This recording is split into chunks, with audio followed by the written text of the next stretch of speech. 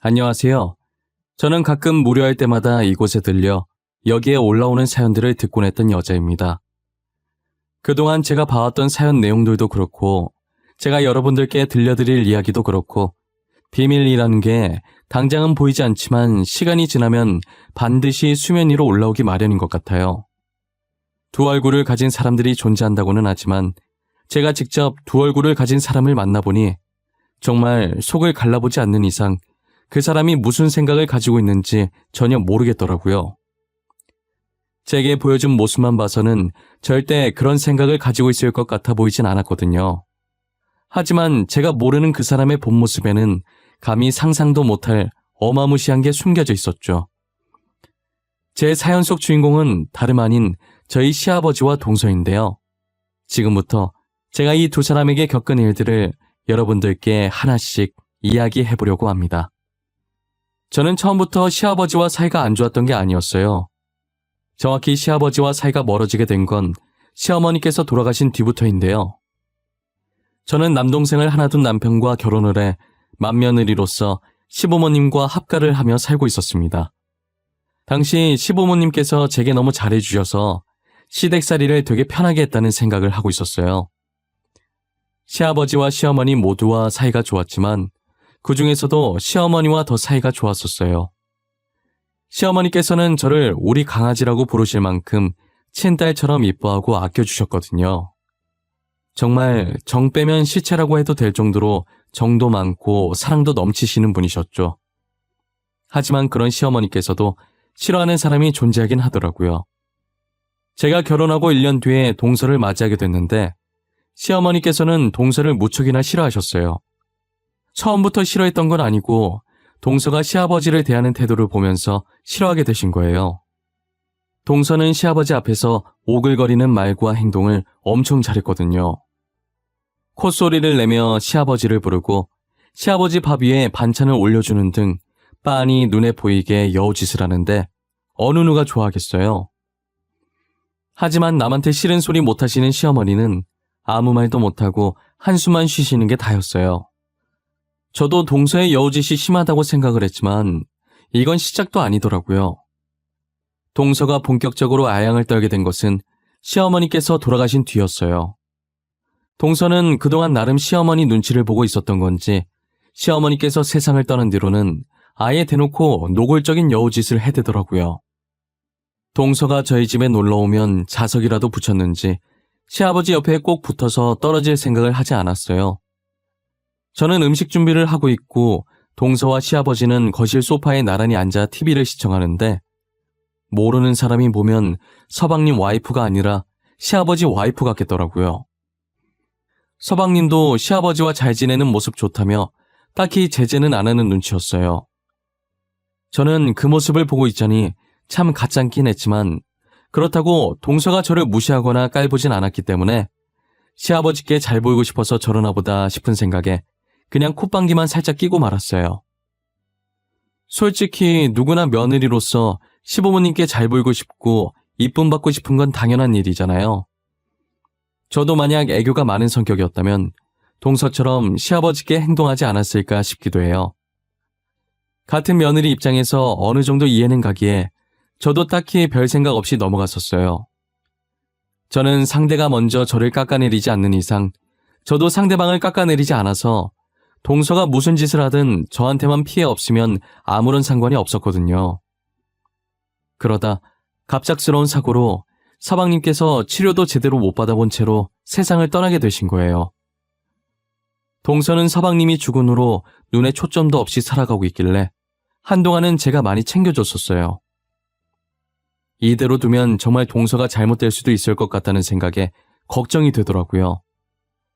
서방님 따라가겠다면서 물 한 방울도 안 먹으려고 하길래 동서 설득하느라 애도 많이 먹었어요. 동서, 뭐라도 먹어야지. 지금 물 한 방울도 안 마셨어. 이러다 동서도 잘못되면 어떡하려고 그래. 밥 한 숟가락이라도 먹자. 내가 차려온 성의를 봐서라도 한 입만, 응? 형님, 저 진짜 살기 싫어요. 오빠 없이 제가 어떻게 살아요. 전 오빠 없이는 못 살아요. 저도 그냥 오빠 따라갈래요.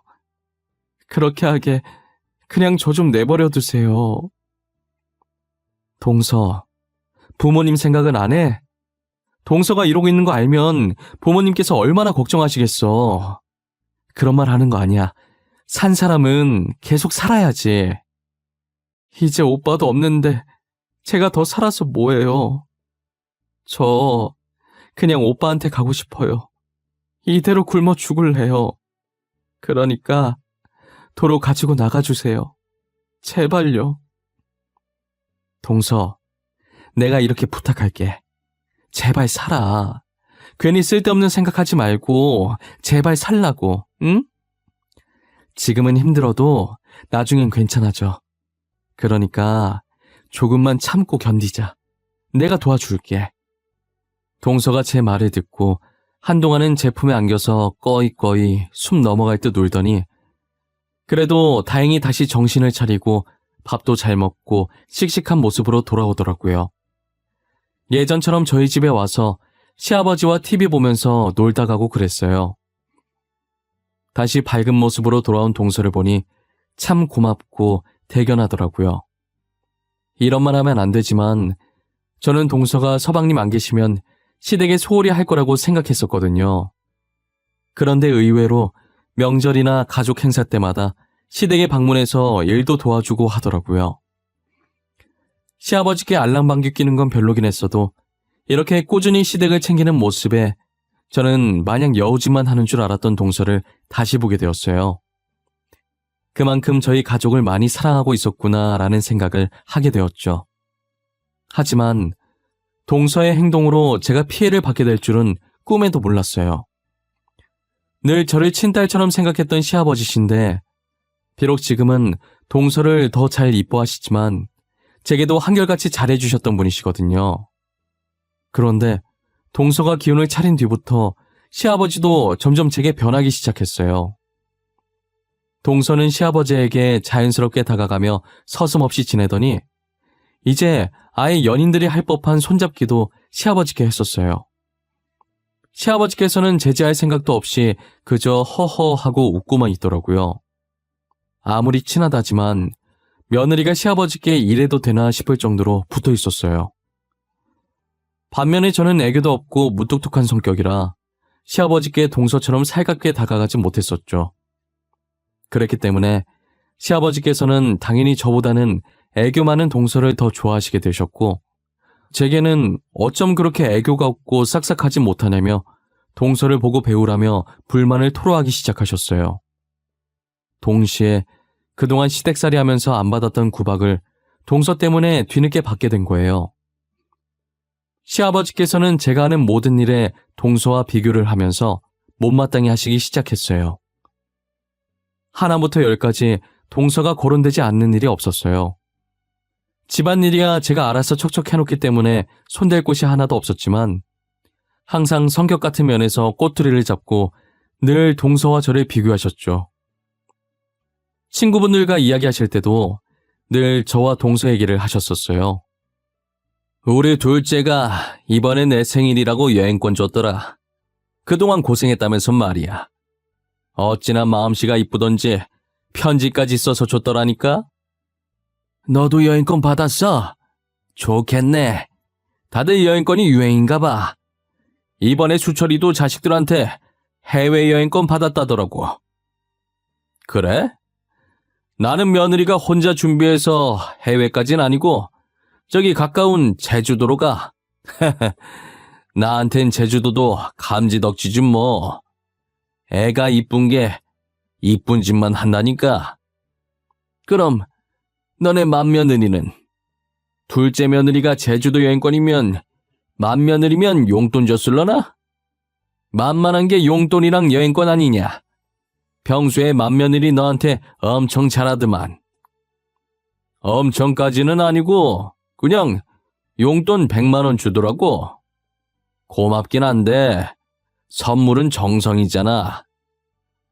걔는 성격이 안 좋은 건 아닌데 둘째보단 못해. 무뚝뚝해가지고 편지 한 통도 없이 돈 봉투만 덜렁 주더라.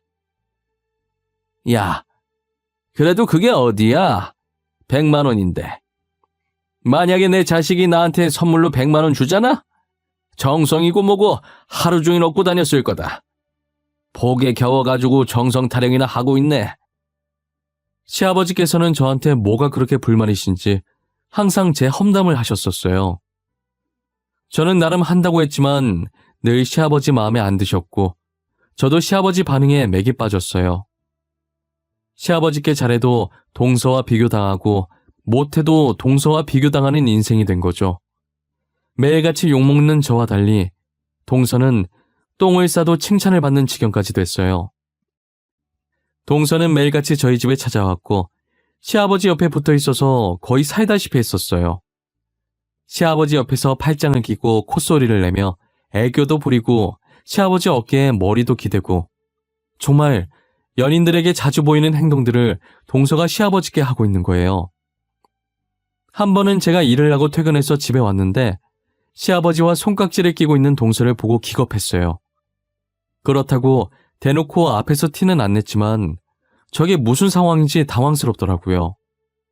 저 둘은 자기들 세상에 빠져서 제가 들어온 줄도 모르고 있는 것 같았어요. 저는 순간적으로 저 두 사람이 그렇고 그런 사이가 아닐까 의심도 들었었죠. 그 정도로 두 사람 사이에 선 넘는 행동이 아무렇지 않게 오갔거든요. 그리고 시아버지께서 동서를 부르는 애칭도 그들이 나누는 대화 내용들도 심상치 않았어요. 애기, 오늘은 회사에서 별일 없었나 봐. 매번 팀장한테 깨져서 화내더니 오늘은 잠잠하네. 그렇게 스트레스 받으면서까지 회사를 다녀야 돼? 그냥 일 그만두라니까. 에이, 뭐하러 일을 그만둬요. 일하는 거 스트레스 받긴 하지만 그만큼 재미도 있어요. 그리고 일 그만두면 할 것도 없어서 인생 재미없고 지루해져요. 돈도 없고. 재미없긴 왜 재미없어? 나랑 백화점 가서 옷도 사고 가방도 사고 맛있는 것도 먹고 놀면 되지. 어차피 내가 먹여 살릴 건데 뭐가 걱정이야? 그냥 일 그만둬. 저는 회사가 좋아요. 아직은 그만두고 싶은 마음 없으니까 더 이상 그 얘기는 그만. 진짜 힘들면 그때 그만둘게요. 지금은 다닐만 하니까 제 의견도 존중해 주세요. 알겠죠? 알겠어. 힘들면 바로 그만두기다. 나랑 약속한 거야, 응? 나 우리 애기가 힘든 거 절대 못 봐. 지금도 그 팀장 머리 잡아뜯고 싶은 거 참는 거야. 아유, 알겠어요. 진짜 못 말려. 저도 어른이거든요. 제가 알아서 잘해요. 맨날 애기라고 부르시더니 진짜 내가 애기인 줄 아시나 봐. 당연히 나이 많은 내 눈엔 네가 애기로 보이지. 너보다 나이 많은 우리 장남도 아직 애기로 보이는데. 저는 시아버지가 동서에게 애기라고 부르는 소리에 경악을 하지 않을 수가 없었어요. 너무 놀라서 저도 모르게 순간적으로 양손으로 제 입을 틀어막아 버렸죠. 제가 지금 무엇을 들은 건가 싶기도 하고 이 상황이 꿈인 건가 싶기도 했어요. 하지만 방으로 들어와서 제 허벅지를 꼬집어 보니 아픈 게 느껴지는 것이 꿈은 아니더라고요. 너무 충격적이라 남편에게도 들었던 걸 그대로 얘기해 주었어요. 여보, 내가 아까 뭘 들었는지 알아? 아마 당신이 들으면 충격받을걸? 나도 지금 이렇게 어처구니가 없는데 당신은 얼마나 황당할까? 왜?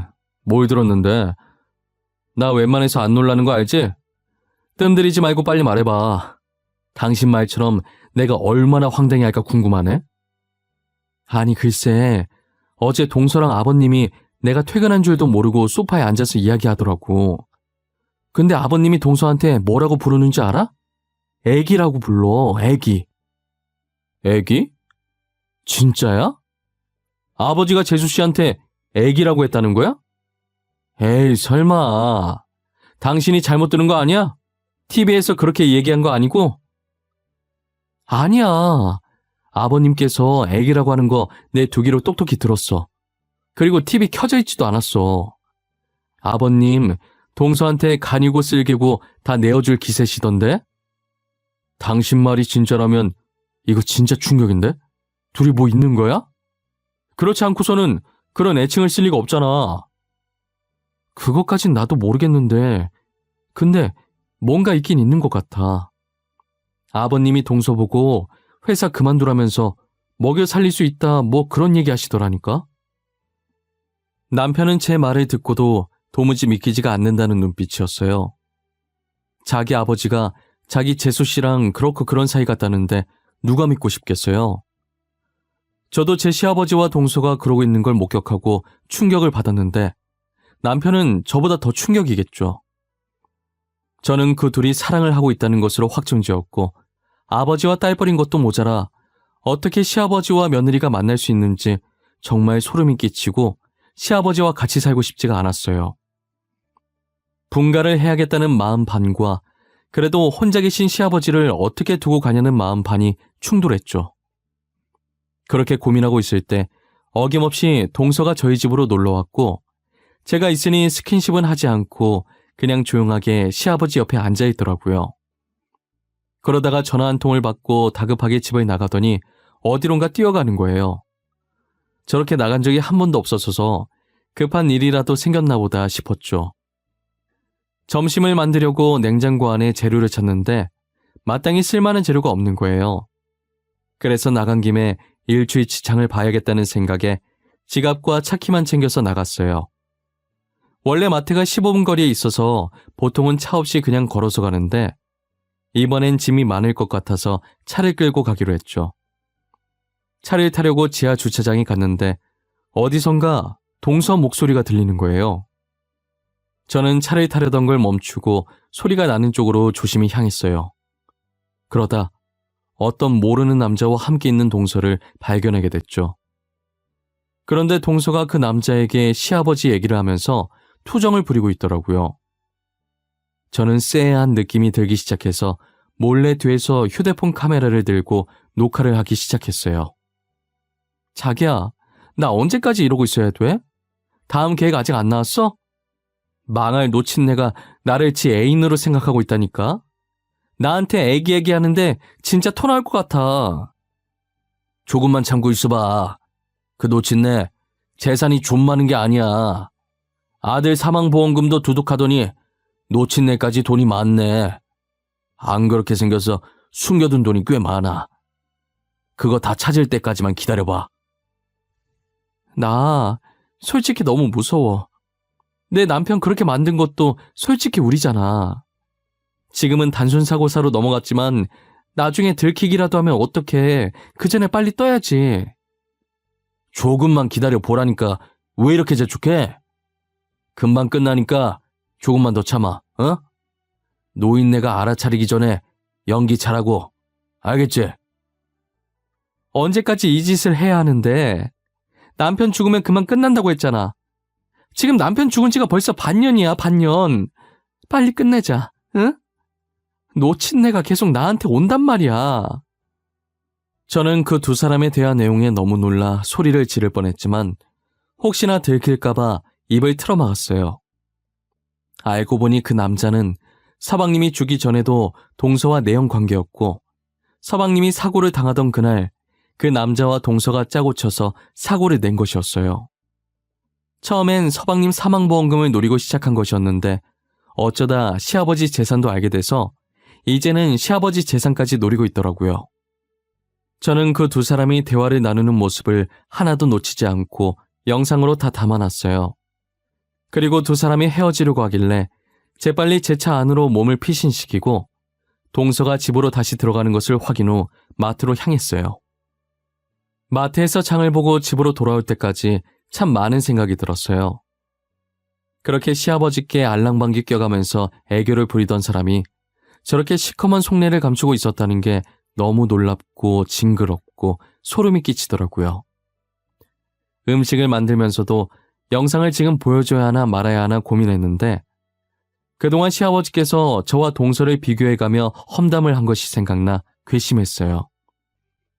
그러다 며칠 동안 고민하게 되었고 드디어 결전의 순간이 다가온 거예요. 결전의 날은 바로 동서의 생일날이었어요. 아니나 다를까 시아버지께서는 동서의 생일을 챙겨야 한다며 온 가족을 부르더라고요. 저는 처음부터 그 영상을 동서 생일이니까 가족들도 다운 시점에서 지금 풀어야겠다라는 생각을 하지 않았어요. 그때까지도 영상을 보여줄지 말지 엄청나게 고민을 하고 있었던 와중이었어요. 그런데 동서가 시아버지께 생일 선물로 돈을 받고 고맙다며 또 스킨십을 하는데 너무 불편하더라고요. 이제 동서의 목적이 무엇인지 아니까 제가 너무 불편해서 안 되겠더라고요. 그래서 가족들이 있을 때 그 영상을 보여주기로 마음을 먹게 됐어요.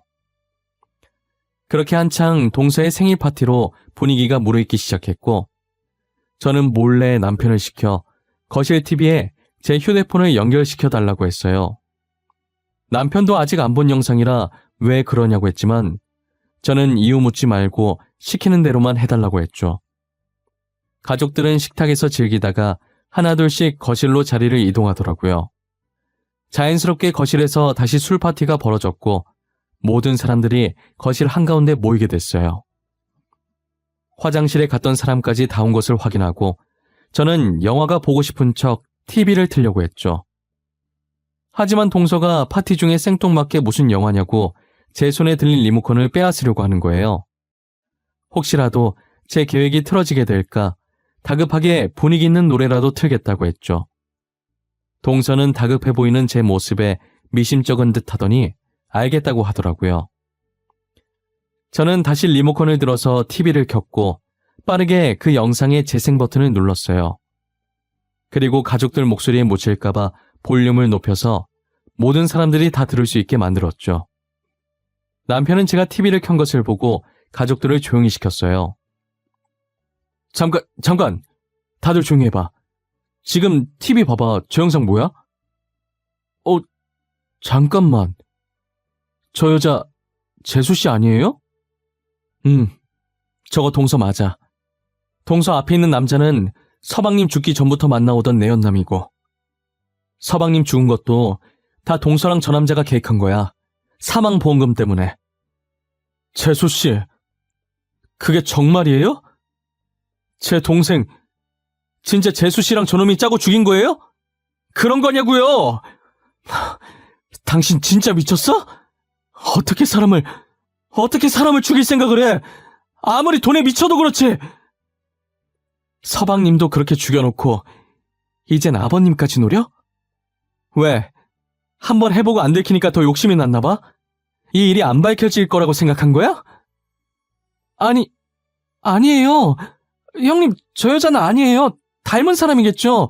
저 진짜 아니에요. 제가 왜 남편을 죽여요? 저 진짜 아니에요. 믿어주세요. 아주버님, 저 진짜 아니에요.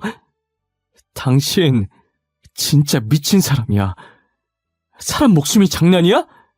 내 동생도 모자라서 아버지까지 죽이라고 해? 너 가만 안 둘 거야. 너 죽는 날까지 두고두고 괴롭힐 거야. 내 동생 고통도 다 돌려받게 할 거야. 영상을 본 남편은 동서를 죽일 거라고 달려들었고 저는 혹시나 남편이 사고라도 칠까 말리기 바빴어요. 시아버지께서는 그 영상에 그리고 저희 대화에 충격을 받아서 한동안 말을 못하고 허공을 보셨어요. 동서가 아니라고 믿어달라면서 시아버지의 바지가랑이를 잡았고 시아버지는 그런 동서를 보는 순간 정신을 차리셨는지 동서의 머리채를 잡고 패대기 치시더라고요. 저는 너무 놀라서 소리를 질렀고 남편도 시아버지의 그런 모습을 처음 보고 놀래서 달려들다가 멈추고 시아버지를 멍하니 쳐다봤어요. 시아버지께서는 분이 풀리지 않으셨는지 동서의 몸을 세게 밀쳤어요. 동서를 밀치고서 주저앉아 울고 있는 동서를 보며 입을 떼셨죠. 아프니? 너는 겨우 이 정도밖에 안 했는데도 아파? 그래? 우리 아들은, 가여운 내 아들은 네 손으로 죽여놓고 지금 나한테 뺨 맞은 걸로 아파? 아버님, 죄송해요. 저도 남편을 죽일 줄은 몰랐어요.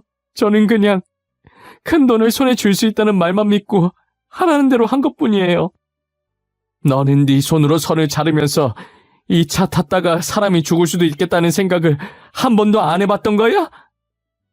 너 몰랐다면 거짓말이다. 부품 중 하나를 손상시켜놓고 어떻게 그런 생각을 안 해? 저 진짜 몰랐어요. 사람이 죽을 거라는 거 알았으면 절대 안 했을 거예요. 저는 그냥 시키는 대로 한 것뿐이란 말이에요. 저 진짜로 몰랐어요. 믿어주세요, 네? 내가 믿어주면 죽은 내 아들이 살아 돌아오니? 살아 돌아오냔 말이야! 당장 내 아들 살려내라고! 시아버지께서는 울부짖으며 동서의 멱살을 붙잡고 흔들다가 집에 있는 물건들을 동서 주위로 던졌고, 동서는 죄송하다는 말만 계속하다가 눈물을 닦으면서 집을 나가버렸어요. 저 영상 하나로 저희 집은 말 그대로 초토화가 되어버렸어요. 시아버지는 소리 지르며 울부짖고 남편도 조용히 눈물 훔치고 있었고, 저는 복잡한 심경으로 남편을 달래며 서 있었죠. 두 부자가 한참을 울었고, 그나마 제정신인 제가 어질러져 있는 집을 치우고 있었어요. 시아버지께서는 잠긴 목소리로 제게 말을 거시더라고요. 아가, 우리 강아지. 이렇게 강아지라고 불러보는 것도 참 오랜만이구나. 내가 매번 둘째랑 비교해서 기분 안 좋았을 텐데, 그동안 내가 미안했다. 아니에요. 저는 벌써 다 잊었어요. 오히려 제가 죄송하죠. 저를 딸처럼 여겨주셨는데 애교가 없어서 아버님께 감사하다는 표현을 못했어요. 네가 무슨... 이제껏 날 돌봐준 것만으로도 다 표현된 건데, 이 나이 먹으면서 며느리 급이나 나누고 있고, 내가 이제껏 나이를 허투루 먹었어. 그런 말 하지 마세요. 저는 진짜 괜찮아요. 너무 마음 쓰지 마세요. 그렇게 마음 쓰이면 지금부터라도 다시 예전처럼 잘해주시면 되죠. 안 그래요? 이렇게 착한 며느리를 두고 내가 그동안 무슨 짓을 했는지 모르겠구나. 이 못난 애비를 용서해 주겠니? 내가 정말 미안했다. 시아버지께서는 진심으로 제게 사과를 하셨고, 저는 따뜻한 미소로 답을 했어요. 제 미소를 보자 시아버지께서는 또 눈물을 보이시더라고요. 저는 남편 옆구리를 찔러서 달래드리라고 하고 집을 마저 치우고 있었어요. 어느 정도 치우고 저희는 다시 동서 얘기를 하기 시작했어요. 저희는 당연히 동서와 내연남을 고소하기로 마음을 맞췄어요. 이미 제가 찍은 영상 속에 동서가 직접 범행을 실토하는 내용이 있으니 증거 자료로 충분했고, 혼자 다 뒤집어 쓰기 싫은 동서는 알아서 모든 정황을 다 설명하게 될 거라는 생각을 했죠. 저희는 다음날 해가 뜨는 대로 변호사를 만났고, 증거 영상을 제출해서 동서와 내연남에게 걸 수 있는 모든 죄들을 모조리 엮어서 고소를 진행했어요. 그 둘의 범행이 계획적이고 죄질이 나쁘다고 판단되어 결국 징역형을 피할 수 없었어요. 동서는 정말 반성을 많이 한 모양인지 들어가기 전에 시아버지께 죄송하다고 무릎을 꿇었어요. 시아버지는 동서를 못 본 척 지나갔지만 동서는 시아버지가 눈에 안 보일 때까지 계속 꿇고 있었어요. 저도 곧이어 한숨을 쉬고 남편과 함께 재판장을 빠져나왔죠. 아버님, 괜찮으세요? 안 괜찮으시겠지만 이럴 때일수록 힘내셔야 해요. 서방님도 진실이 밝혀져서 이제 편히 가셨을 거예요. 나는 지금 우리 아들 때문에 그런 게 아니야. 이미 죽은 사람인데 걱정해서 못하겠어. 너한테 너무 미안한 마음뿐이라 그런 거지. 너가 신경 쓰지 말라고 했지만 신경 쓰이는 건 어쩔 수 없구나. 저는 다 잊었다니까 또 그러시네. 아버님, 저는 진짜 괜찮아요. 아버님이 이러실수록 제가 더 불편해요. 그러니까 예전처럼 편하게 대해주세요. 그래야 저도 아버님을 편하게 대하죠. 우리 장남은 어떻게 이렇게 마음씨 착한 사람을 짝으로 데리고 왔는지. 나는 만약 죽게 되어도 장남 걱정은 안 해. 너가 옆에 있으니까. 그게 무슨 소리예요. 저희가 오래오래 같이 살아야죠. 시아버지의 표정을 보니 그래도 전보다는 한결 가벼운 느낌이셨어요. 서방님께도 제게도 늘 미안한 마음을 안고 사실 것 같지만 이제는 모든 걸 놓고 저희 곁에서 마음 편히 사셨으면 좋겠어요. 저도 언제나 시아버지 곁에 있으면서 며느리이자 딸이 되어 드리려고 마음먹었어요. 시아버지도 제게 잘해주겠다 마음먹으셨는지 동서에게 했던 것보다 훨씬 잘해주세요. 지금 반년이 지나긴 했는데 시아버지가 제게 잘해주시긴 하지만 아직도 저와 살짝 대면대면 하긴 해요. 저는 정말 다 잊고 시아버지를 평소처럼 대하지만 시아버지께서는 아직이신가 봐요. 계속 그런 감정 가지고 있어봐야 시아버지만 힘들어지실 게 뻔해서 걱정이에요. 그래도 지금 상태로 보아 조만간엔 정말 예전에 처음 제가 시집 왔을 때로 돌아가지 않을까 싶어요. 그런 날이 왔으면 좋겠는 제 바람일 뿐인 것 같지만요. 제 이야기는 이제 여기서 끝마치려고 합니다. 제 경험을 통해 비밀은 세상에 존재하지 않는다는 것을 알려드리고 싶은 마음에 글을 써보게 되었어요. 지금은 비밀이 수면 위로 떠오르지 않았지만 언젠가는 이렇게 수면 위로 떠오르게 된다는 걸 잊지 않으셨으면 좋겠어요. 지금까지 제 이야기를 들어주셔서 감사하고 늘 건강하시고 하시는 일, 하시고자 하는 일 모두 잘 되셨으면 좋겠습니다.